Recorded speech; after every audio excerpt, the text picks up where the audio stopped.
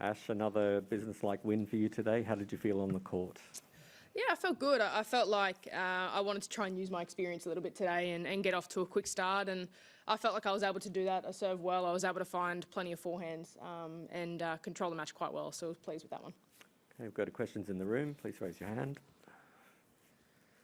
Darren. I want to talk a little bit about, you said before the summer that you worked on a lot of aspects of the game.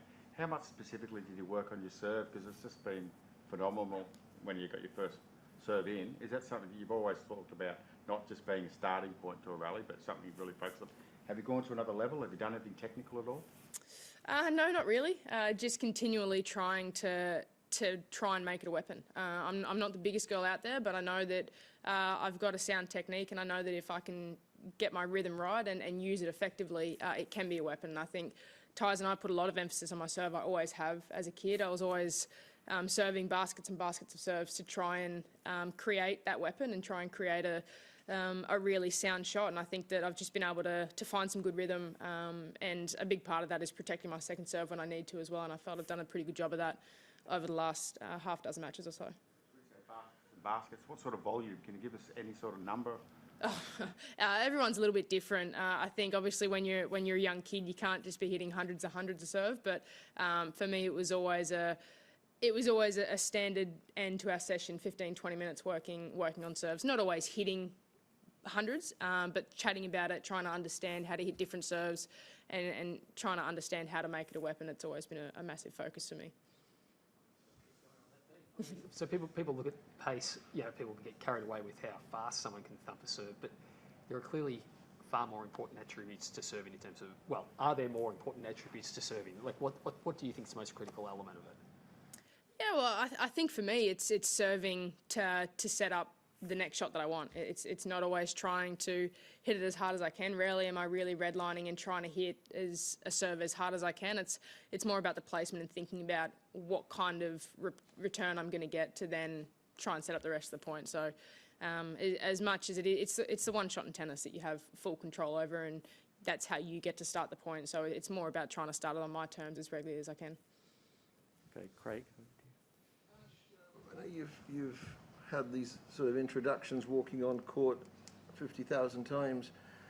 Does it still give you goosebumps when you hear a crowd roar the way they did today when you were introduced to court?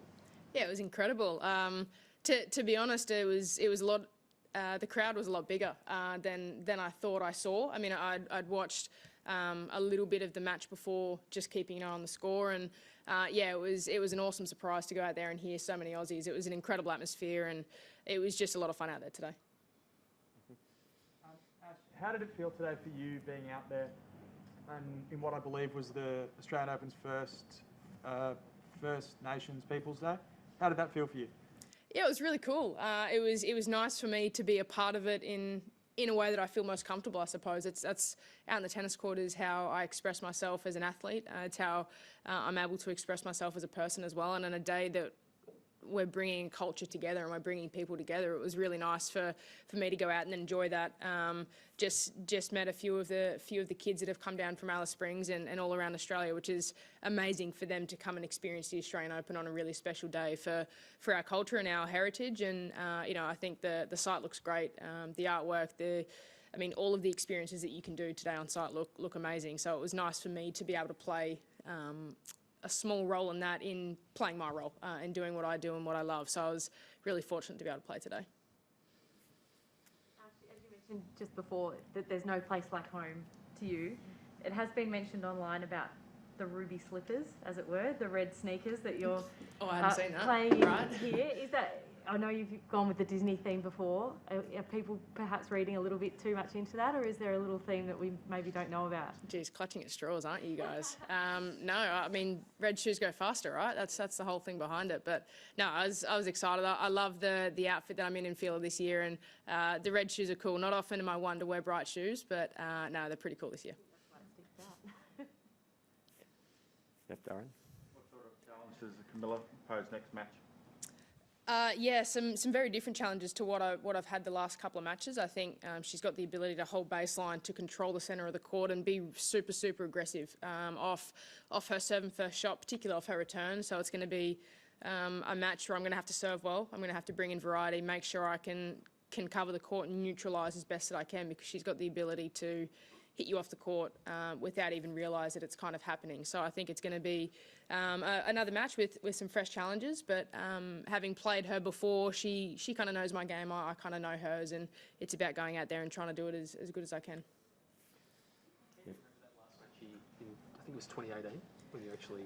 I mean, yeah, I remember the matches that I've played against her, not in great detail, but I kind of know how they went, and yeah, it's a lot of the time the match isn't on my racket, to be completely honest. I have to be able to neutralise and be aggressive when I can, but also be able to accept the fact that not always am I going to have it on my terms, and that's an important part of our matchup. So I just get on with it and then try and bring it back to my tennis as regularly as I can. Okay, last couple in the room. How much are COVID protocols affecting you sort of on days off and that sort of thing? We know a lot of players have routines when they're here in Melbourne, restaurants that they like to go to, others like to lay low. Has it affected you? Yeah, my routine, I'm a hermit, so it doesn't affect me too much. Yeah, I mean, it's for us, it's pretty low key. We come and practice and do what we need to do, but otherwise a good book and a coffee and I'm set. What are you reading at the moment? Actually reading on Pilgrim at the moment, so just a bit of a, switch off and a bit of a novel, but yeah, it's good. Okay, we'll take it online. We'll go to Channel 9, Tom. Thanks very much. Ash, good to see you. Congratulations on the win. I wanted to ask you about something off court, the situation with Peng Shuai.